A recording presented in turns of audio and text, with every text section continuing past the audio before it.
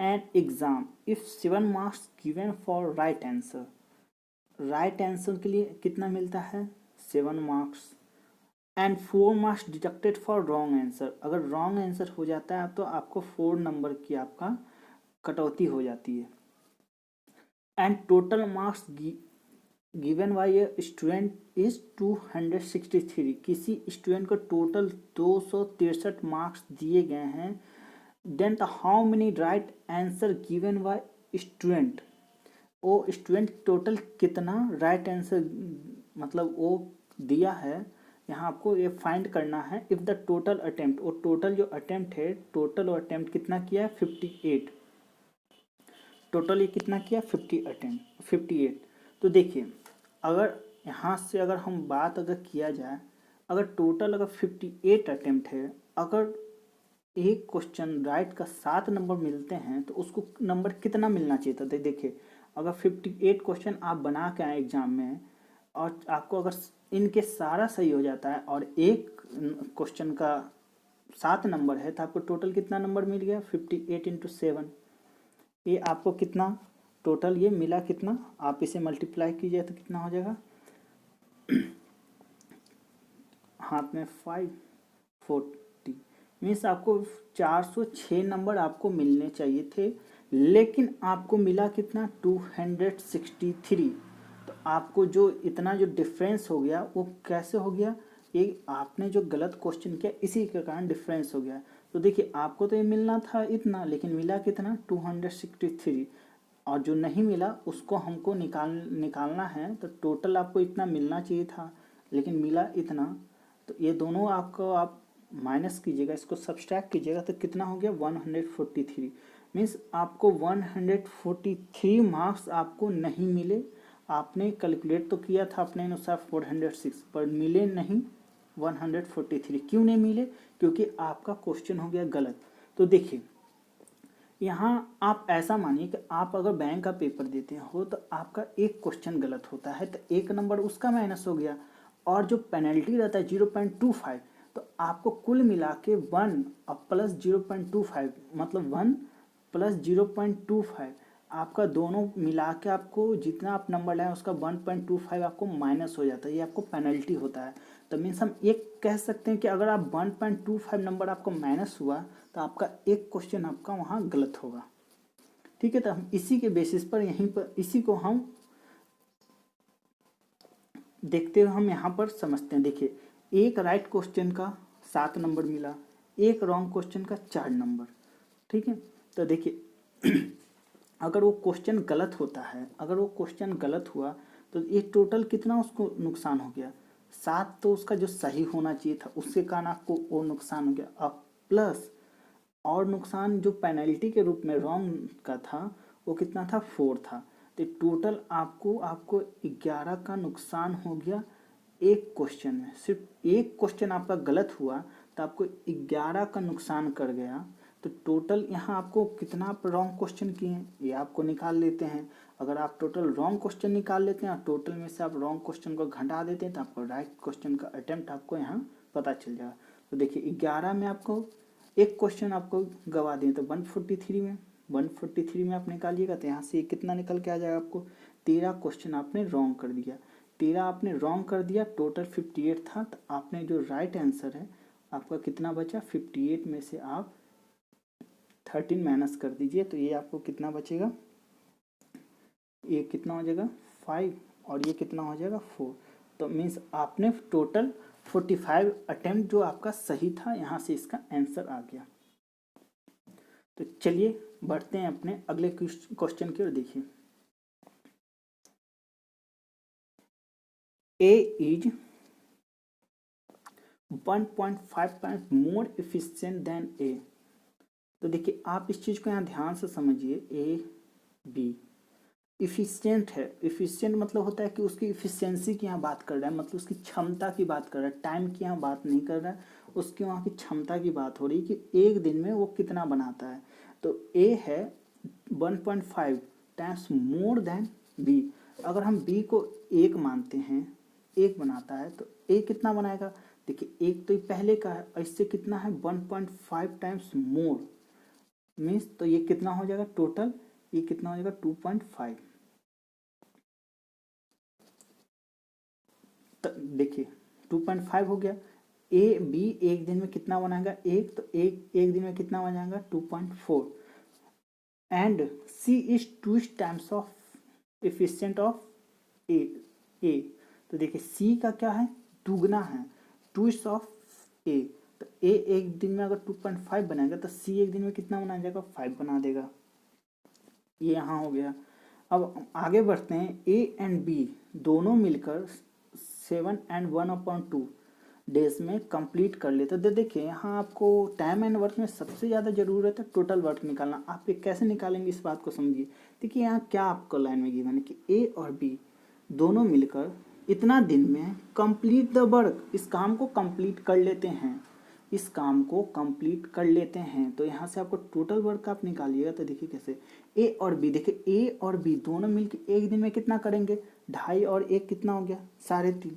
ये 3.5 एक दिन में ये कर रहे हैं और ये कितना दिन करेंगे तो काम कंप्लीट हो जाएगा 7 and 1/2। आप इसे सिंप्लीफाई कीजिएगा तो कितना आ जाएगा 15/2। तो और इसे आप सिंप्लीफाई कीजिएगा तो यहाँ से आपको टोटल वर्क निकल के आ जाएगा 105/4। मीन्स तो ये क्या हो गया, ये टोटल वर्क यहाँ से निकल के आ गया है। अब आपको यहाँ फाइंड आउट करना है कि ये जो टोटल वर्क है, पहले तो ए और बी मिलके किए हैं, अब यहाँ आपको फाइंड आउट करना है कि बी और सी मिलके इसी काम को कितने दिन में फिनिश करेंगे। तो टोटल देखिए आपको वर्क कितना 105/4 और बी और सी मिलके देखिए एक दिन में कितना करेंगे बी और सी एक दिन में 5, बी एक दिन में 1, तो 5 1 6, तो टोटल 6 एक दिन में ये कर रहे हैं, 6 एक दिन में कर रहे हैं। तो टोटल हमको कितना करवाना है 105/4। ये टोटल ये कितने दिन में करेंगे 1/6 इंटू 105/4। तो यहाँ से आपको यहाँ से सिंप्लीफाई कीजिएगा तो यहाँ से कितना आ जाएगा 4 3/8 डेज में यहाँ से ये काम को कंप्लीट कर लेंगे। ये आपका ऑप्शन नंबर रहा यहाँ क्या ई, नन ऑफ दीज। तो चलिए बढ़ते हैं अगले क्वेश्चन की ओर। देखिए इन अ सिटी 68% पॉपुलेशन लिटरेट है। कोई एक सिटी है, सपोज टोटल हम पॉपुलेशन, जो टोटल पॉपुलेशन कितना है 100 है, 100 में जो लिटरेट कितना है, ये लिटरेट है, इधर क्या है इलिटरेट है, इलिटरेट है। ये पढ़े लिखे हैं, पढ़े लिखे कितने हैं 68% है, ये कितना है 68% है। और जो अनपढ़ है, जो पढ़े लिखे नहीं है, इलिटरेट है, वो कितना है देखिए अब टोटल 100 है, 100 में से आप 68 माइनस कर दीजिए तो कितना हो जाएगा अनपढ़ कितना बचेंगे 32 बचे हैं। तो देखिए ये क्या था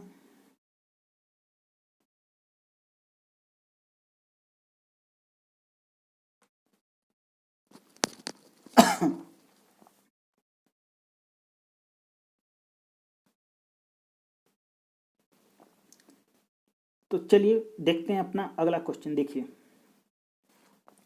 इन a city 68% population is literate in which ratio of number of males and the number of females is 11:6। तो देखिए कोई एक शहर है, कोई एक सिटी है, उसका पॉपुलेशन मान लेते हैं total population of the city कितना 100, ठीक है 100 है।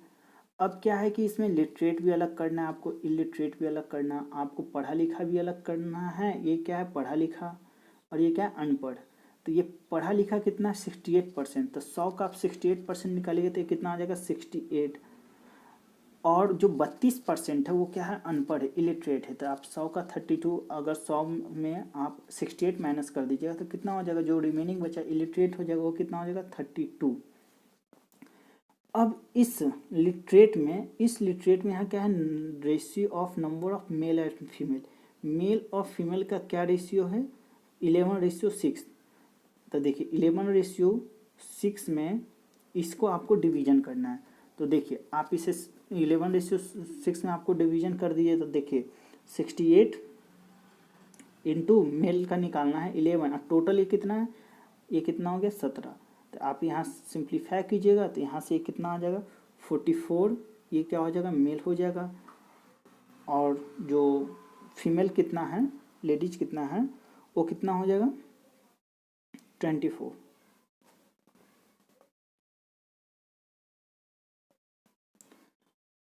फिर आगे बढ़ते हैं। And the number of illiterate, अनपढ़ मेल एंड फीमेल का जो है रेशियो यहाँ अनपढ़ में भी दिया है, वो कितना है, जो मेल और फीमेल का कितना है 3:1 है। तो देखिए आप इसी तरह यहाँ भी निकाल सकते हैं। तो टोटल ये कितना है 4 है, 4 को आप 32 इंटू मेल का निकालें 3/4, तो ये कितना हो जाएगा, ये 24 हो जाएगा, और ये कितना हो जाएगा 8 मीन्स। तो देखिए टोटल पॉपुलेशन 100 है, उसमें से इलिटरेट कितने हैं 68, इलिटरेट कितने हैं 32 है, और 68 लिटरेट में हमारे मेल हैं वो 44 हैं, फीमेल 24 हैं। इसी तरह आपको यहाँ इलिटरेट में भी मेल और फीमेल का है 24 और 8 यहाँ आपको यहाँ से फाइंड आउट, मतलब यहाँ से हम डेटा को निकाल के लाए हैं। तो यहाँ आपको क्या बताना है कि ratio of illiterate female to the illiterate female, एक पढ़ी हुई और लेडीज फीमेल और अनपढ़ फीमेल का यहाँ आपको रेशियो बताना है। तो देखिए पढ़ी लिखी कितना है 24 और अनपढ़ कितना 8, तो यहाँ से आप सिंप्लीफाई कीजिएगा तो ये कितना आ जाएगा 3:1, यहाँ से आंसर निकल के आ जाएगा ऑप्शन नंबर ए रहा सी, ये ऑप्शन रहा सी। तो चलिए बढ़ते हैं अपने अगले क्वेश्चन की ओर। देखिए a man invest 50% of his monthly income in LIC। तो यहाँ पर हम मान लेते हैं कि किसी मैन का टोटल इनकम 100 है, ठीक है, मान लेते हैं, हमें लेट है, मान लेते हैं 100 है। अब ये 100 में से क्या होता है कि ये LIC में इसका 15% निकालेगा, तो 15 ये क्या होता है LIC में इन्वेस्ट कर दिया। अब जो रिमेनिंग ये कितना बचा 85। अब क्या है कि the remaining amount gave to his mother, वो अपनी माँ को दे देता है, and mother spend 10% of it in household. देखिए मदर क्या करती है कि इसका 10%, 85 का 10% वो हाउस होल्ड में खर्च कर देती है, एंड द सी सेव, जो फिर वो जितना जो 90% बचा वो बचा लेती हैं, वो खर्च नहीं करती हैं। तो देखिए आप 85 का 10% निकालिए तो 8.5 ये क्या हो गया एक्सपेंड कर दिए, तो क्या कर एक्सपेंड कर दी। अब ये क्या ये सेव कितना की है, अब देखिए 85 में से आप 8.5 माइनस कर दीजिए तो 76.5 ये क्या हो गया सेव हो गया।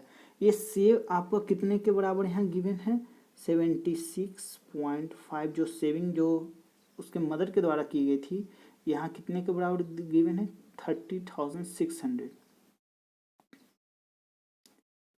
तो यहाँ आपको क्या फाइंड आउट करना, find the monthly salary of man. तो आपको 100 में आपको वैल्यू निकालना है। तो देखिए 76.5 आपका इतना है, तो आप यहाँ से आप 100 में आप वैल्यू आप निकालिएगा, यहाँ से कितना आ जाएगा 40,000 यहाँ से निकल के आ जाएगा इसका answer, means option number D.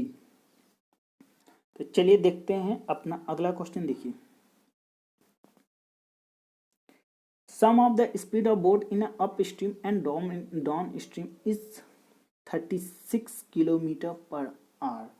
तो देखिए सम है मतलब speed of boat, upstream में क्या होता है B-C प्लस डाउन स्ट्रीम में क्या होता है B-C, ये दोनों का B + C दोनों का सम ये कितना है 36 है।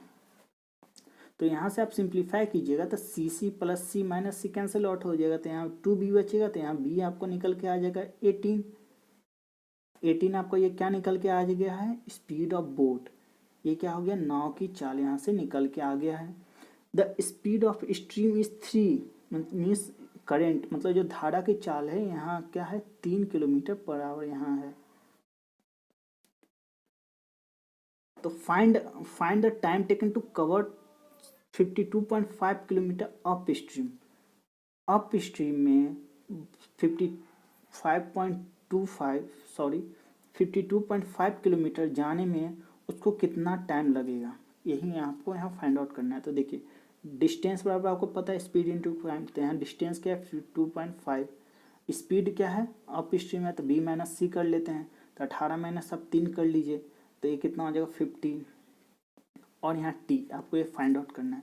तो यहाँ से आप इसे सिंप्लीफाई कीजिएगा तो ये कितना आ जाएगा 3.5 आवर्स में ये टाइम यहाँ लगेगा। Option number A C answer इसका आ गया। चलिए देखते हैं अपना अगला क्वेश्चन। देखिए,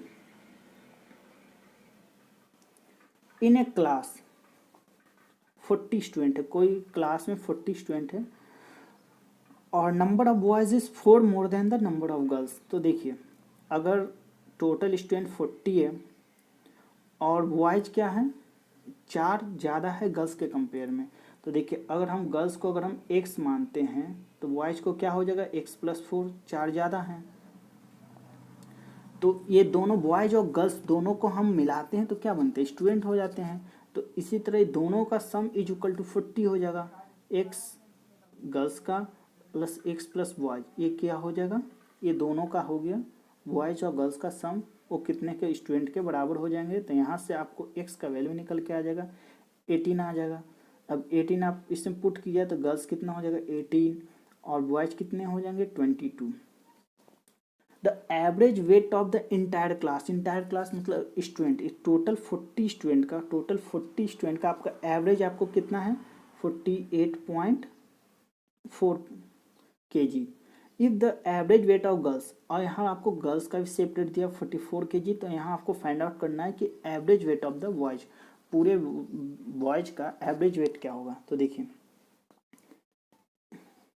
40 टोटल स्टूडेंट है इनटू ये टोटल जो इंटायर क्लास का स्टूडेंट का कितना है वेट, कितना है average weight 48.4 is equal to, देखिए बॉयज का है तो बॉयज का हम टी मान लेते हैं, उसका वेट टी होगा इनटू टोटल बॉयज कितने हैं 22 प्लस गर्ल्स कितनी है टोटल 18 और गर्ल्स का वेट कितने हैं, देखिए गर्ल्स का वेट यहाँ 44 यहाँ है।